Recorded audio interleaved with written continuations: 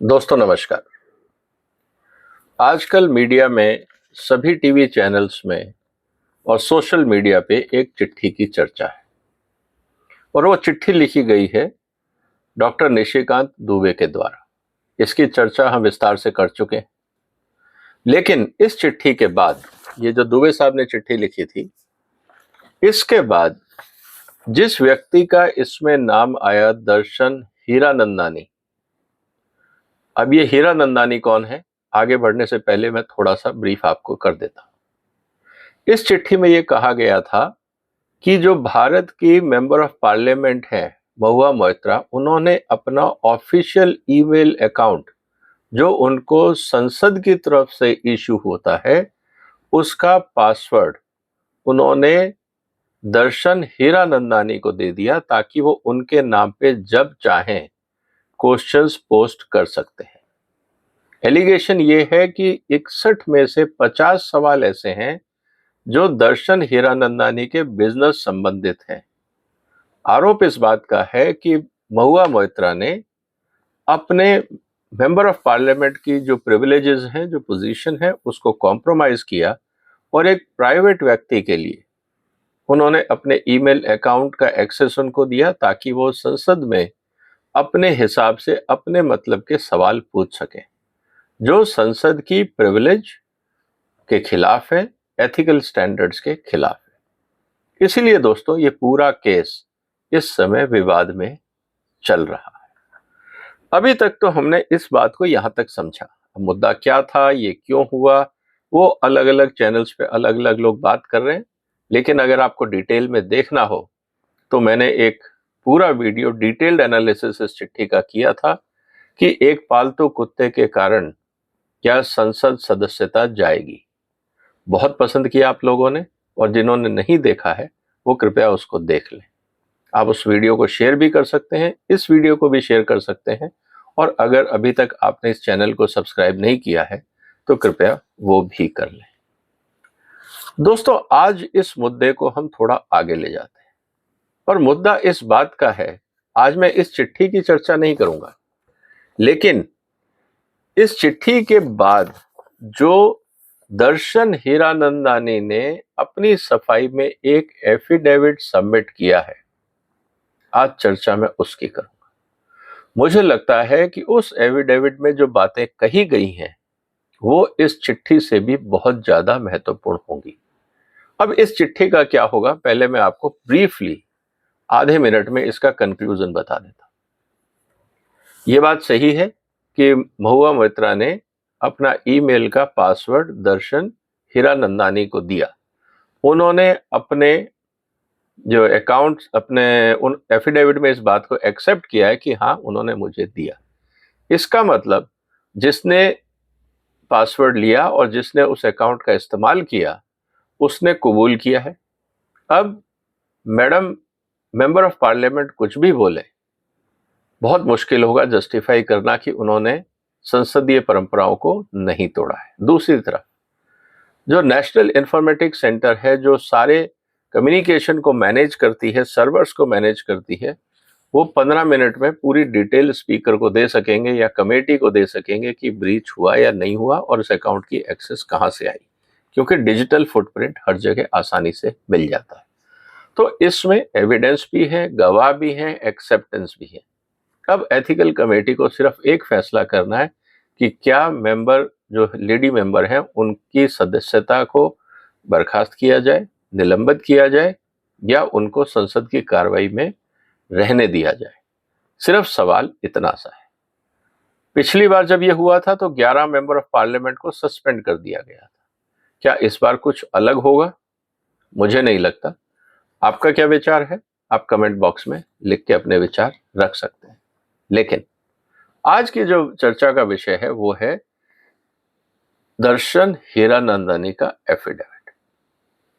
दोस्तों वो इसलिए ज्यादा महत्वपूर्ण है कि हम लोगों ने अक्सर महत्वपूर्ण घटनाओं को, सनसनीखेज जब घटनाएं होती हैं उसमें हम इग्नोर कर देते हैं या उनको छोड़ देते हैं, और उस पर कोई भी चर्चा नहीं कर रहा है। ना कोई यूट्यूबर चर्चा कर रहा है, ना कोई टीवी चैनल, ना कोई अखबार। अब वो मुद्दे क्या हैं वो मैं आपके सामने रख रहा हूं। ये एफिडेविट उन्होंने दुबई में, जहां वो रह रहे हैं दर्शन हीरानंदानी, उन्होंने वहां पे भारत के जो कॉन्सुलेट है भारत का, वहां पे उन्होंने इस एफिडेविट को सबमिट कराया है। उसके पॉइंट नंबर 3 में, मेरे पास उसकी पूरी सॉफ्ट कॉपी है, उसके पॉइंट नंबर 3 में उन्होंने एक्सेप्ट किया है कि on a considered basis I am making the present affidavit to place on record all the relevant facts which are known to me. इसका मतलब जो भी वो लिख रहे हैं वो सोच समझ के लिख रहे हैं। अब उसमें 2-3 बातें हम डिटेल में चर्चा करें, शायद वीडियो थोड़ा सा लंबा हो जाए, पेशेंस रखिएगा दोस्तों, क्योंकि महत्वपूर्ण मुद्दा है और आने वाले दिनों में आप देखेंगे कि किस तरह से ये जो छोटा सा एक पालतू कुत्ते को लेके जो झगड़ा शुरू हुआ, ये राष्ट्रीय सुरक्षा और हिंदुस्तान में किस तरह से विदेशी ताकतें इस देश को डिरेल करने में लगी हुई हैं, इसको डिटेल में आपके सामने समझने में मतलब की सुविधा होगी। पॉइंट नंबर 7 पे वो लिखते हैं, मैं ज्यादा डिटेल में नहीं जा रहा हूं क्योंकि जहां पे काम की बात है वहां मैं डिटेल में जाऊंगा। She was dominant by nature and assertive in her temperament. मतलब महुआ मोइत्रा अगर किसी बात के लिए उनको कहती थी कि ये मेरा काम है इसको करिए, तो ये कहने का मतलब नहीं था कि रिक्वेस्ट थी, वो डिमांडिंग थी, एसर्टिव थी। मैंने आपको एक काम भेजा है, आप इसको जल्दी से करवा के भिजवा दीजिए, या अपने किसी आदमी को बोलिए ये काम करके दे दे, मेरे को जल्दी चाहिए। इस तरह की डिमांड वो किया करती थी, जिसका उन्होंने जिक्र किया। इंपॉर्टेंट चीज ये है जहां से कहानी शुरू होती है। पहले महुआ मोइत्रा वेस्ट बंगाल में एमएलए थी। 19 के चुनाव में मई 19 में वो मेंबर ऑफ पार्लियामेंट बनी। जब वो मेंबर ऑफ पार्लियामेंट बनी तो निश्चित रूप से दिल्ली में आके उनका जो नेटवर्क था वो देशी और विदेशी लोगों के साथ, इन्फ्लुएंस लोगों के साथ मिलना जुलना शुरू हुआ। इसका मतलब ये है कि बहुत सारे इनविटेशन आते होंगे, जैसा हर एक एमपी को होता है, हर एक इंडस्ट्रियलिस्ट को होता है, हर ब्यूरोक्रेट को होता है। बहुत सारे फंक्शंस, पार्टीज होती हैं, लोग जाते हैं, एम्बेसीज के फंक्शंस होते हैं, होटल्स के होते हैं, डिग्निटरीज आते हैं, भारत सरकार के फंक्शंस होते हैं जिसमें एमपीज को बुलाया जाता है। तो निश्चित रूप से आप बहुत सारे लोगों से मुलाकात करते हैं, इसमें कोई विचित्र बात नहीं है। हमारे पास भी बहुत इन्विटेशन आते हैं, हम भी बहुत बार जाते हैं और बहुत अच्छे लोगों से मुलाकात होती है। अगला सवाल जो उन्होंने कहा है कि miss Mahua Moitra was a very ambitious and wanted to quickly make a name for herself at the national level। अब देखो दोस्तों, कैसे लोग या तो कॉम्प्रोमाइज करते हैं या किसी के हाथ का खिलौना बन के रह जाते हैं। अब ये स्टेटमेंट हमें समझना बहुत जरूरी है। ये मैं अक्सर केजरीवाल साहब के बारे में मैंने कई बार कहा है कि केजरीवाल साहब बहुत ज्यादा एम्बिशियस हैं और भारत में प्रधानमंत्री के बराबर अपने आप को देखना चाहते हैं, लेकिन शायद उनकी कॉम्पिटेंसी उतनी नहीं है। एम्बिशन है, कॉम्पिटेंसी नहीं है। तो जब आप जल्दी में होते हैं और आप में क्षमता नहीं होती, साधन नहीं होते, तो तब आप शॉर्टकट लेते हैं। और यही कारण था केजरीवाल साहब आज समस्या में, उनकी पार्टी समस्या में, उनके साथी समस्या में। ये एक ओवर एम्बिशियस व्यक्ति की, जिसमें कॉम्पिटेंसी कम हो, एम्बिशन ज्यादा हो, ये प्रॉब्लम्स आ जाती हैं। यही स्थिति लगता है महुआ मोइत्रा के साथ हुई। अब जो लाइनें मैं आपके लिए पढ़ रहा हूं उनको ध्यान से सुनिएगा। She was advised by her friends and advisors that the shortest possible route to fame is personally attacking Narendra Modi, Prime Minister of India. By her friends and advisors, इसका मतलब ये है कि ये जो पूरा घटनाक्रम हुआ है इसमें सिर्फ महुआ मोइत्रा, उनके दोस्त या दर्शन निरंजन नहीं थे, मतलब दर्शन हीरानंदानी नहीं थे। इसका मतलब कई लोग और भी थे। अब ये कौन लोग थे? आपको क्या लगता है किन लोगों ने मिसलीड किया होगा? इनका फ्रेंड सर्कल कौन सा होगा जो मोदी के खिलाफ इनको भड़काता रहा? क्या इसकी जांच नहीं होनी चाहिए? ये गंभीर मुद्दा है। इसका मतलब ये पूरा कोई नेटवर्क या कोई गैंग काम कर रहा है भारत के प्रधानमंत्री के खिलाफ। इसका मतलब यह है कि भारत की नई सरकार के खिलाफ, नया मैं इसलिए कह रहा हूं कि 70 साल के बाद जो सरकार आई या 65 साल के बाद जो सरकार आई मोदी साहब की, उसके खिलाफ एक षड्यंत्र रचा जा रहा था। क्या इसको जानने की जरूरत नहीं है? सवाल ये है। आगे चलते हैं। अब ये कहा गया कि अगर आप मोदी को डायरेक्ट अटैक नहीं कर सकते हैं क्योंकि उनके ऊपर कोई लांछन नहीं लगा है आज तक, तो आप उनके मित्र जो गौतम अडानी है उनको टारगेट करिए। अब गौतम अडानी को क्यों टारगेट किया गया? अब सवाल इस बात का आता है। इनके लेटर में इन्होंने लिखा है, the rise of Gautam Adani had created jealousy and detractors among some section of business, politics, policies and media। मतलब मीडिया में, पॉलिटिक्स में और बिजनेस में ऐसे बहुत सारे लोग हैं जो गौतम अडानी की ग्रोथ से खुश नहीं है। एक तो होती है दोस्तों बिजनेस राइवलरी। ठीक है, आप पीछे रह गए, आपका कॉम्पिटिटर आगे निकल गए, लेकिन यहां सवाल इस बात का है दोस्तों कि ये राइवलरी क्या देश को नुकसान पहुंचाने के लिए थी? इस राइवलरी ने गौतम अडानी के माध्यम से, अगर अडानी के बिजनेस तक रहते तो बात ठीक थी। इन्होंने देश के प्रधानमंत्री को घेरने की कोशिश करी, क्योंकि जब प्रधानमंत्री का मतलब होता है भारत सरकार, भारत सरकार का मतलब होता है भारत की नीतियां, भारत की पॉलिसियां। इसका मतलब यह है कि एक पूरा ऐसा नेटवर्क इस देश में काम कर रहा है जो दर्शन हीरानंदानी ने एक्सेप्ट किया है अपने एफिडेविट में कि हाँ ऐसे लोग हैं। हम तो अभी तक स्पेकुलेट कर रहे थे, लोग कहते हैं हाँ हैं। इसका मतलब ये है कि अगर इस एफिडेविट को सिस्टमेटिकली प्रूव किया जाएगा, इस पे इन्वेस्टिगेशन की जाएगी, तो शायद वो चेहरे भी सामने आएंगे जो महुआ मोइत्रा को मिसलीड कर रहे थे ताकि वो पार्लियामेंट में अडानी के खिलाफ लगातार सवाल उठाती रहे। I went along with the proposal, क्योंकि उन्होंने कहा कि मेरे को, क्योंकि उनसे काम था इस तरह के डिस्ट्रैक्शंस क्वेश्चंस पूछवाने में, मेरी भी मजबूरियां थी, इसलिए मैं गया। तो उन्होंने एक ऑनेस्ट कन्फेशन किया कि हाँ ऐसा हुआ था। आगे इंपॉर्टेंट चीज आती है। Miss Mahua Moitra in her Endeavour was getting help from other people. ये सिर्फ जो उनके मित्र थे जिन्होंने कुत्ते का केस किया उनके खिलाफ, वो ही नहीं, उसके अलावा जो दर्शन हीरानंदानी है वो तो उनके साथ थे ही थे। दर्शन हीरानंदानी ने कुछ और लोगों का नाम लिया है कि ये लोग भी महुआ मोइत्रा को गाइड ओब्लिक मिसगाइड करते थे।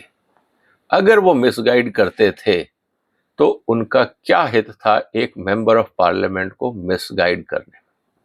इसका मतलब कहीं ना कहीं उनका भी कोई ना कोई इंटरेस्ट होगा कि भारत में जिस तरह से पॉलिसीज बदल रही हैं, मोदी सरकार काम कर रही है, इसको किसी तरह से डिरेल किया जाए, रोका जाए या इस सरकार को हटाया जाए।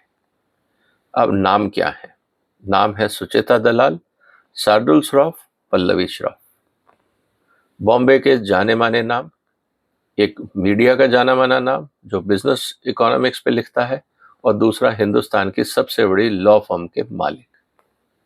इंसिडेंटली ये लॉ फर्म के मालिक है, लेकिन गौतम अडानी के जो समधी हैं ये उनके भाई हैं। और इनके जो भाई हैं, जो गौतम अडानी के समधी हैं, 2015 में इनमें आपस में बिजनेस को के बंटवारे को लेकर काफी तनातनी हुई थी।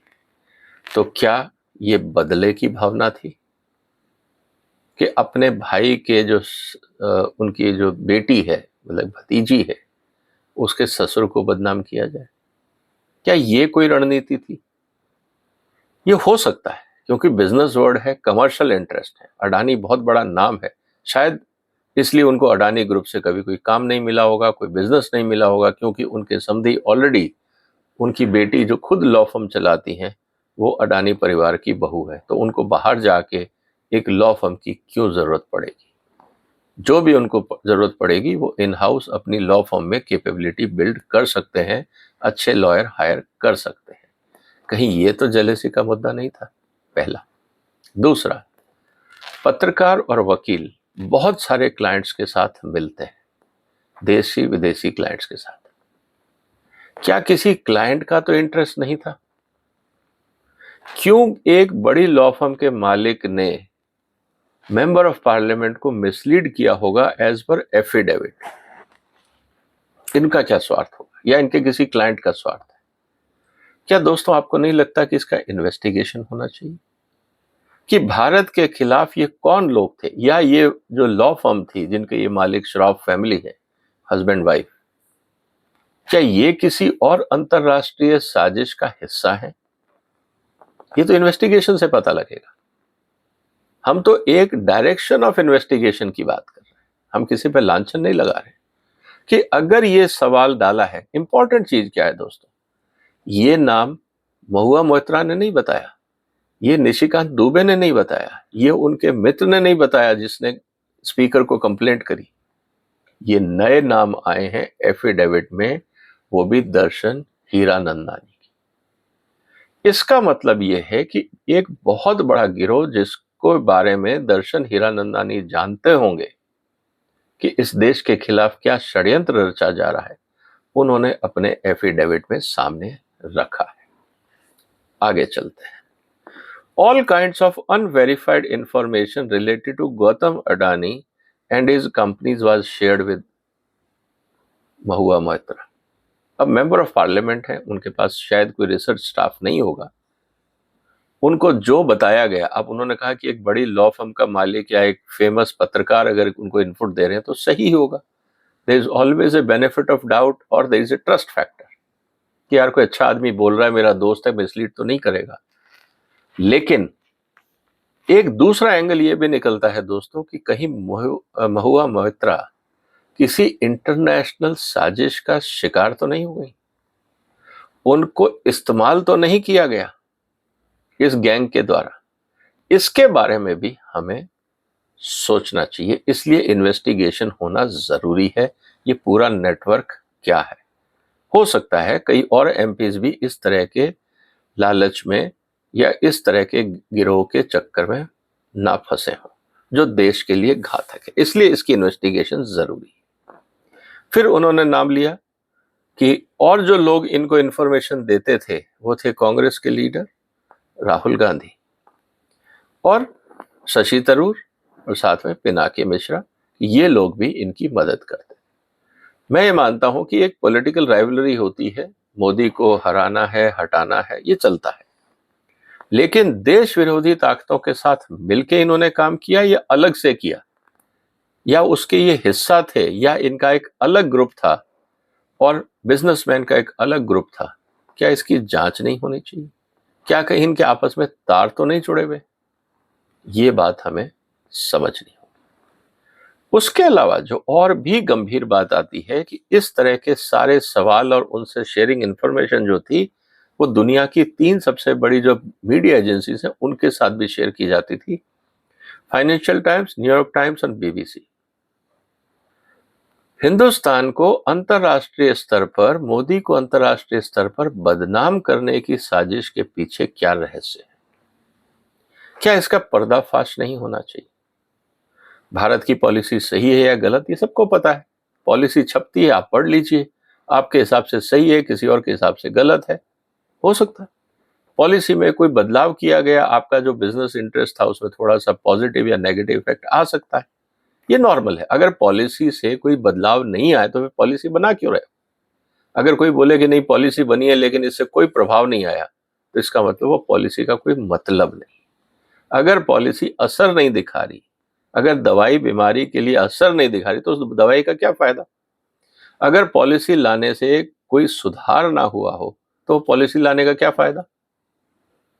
तो इसका मतलब कहीं ना कहीं ये बात हमें समझनी होगी कि इसके पीछे एक बहुत बड़ा खेल है जिसमें अंतरराष्ट्रीय मीडिया भी जुड़ा हुआ है।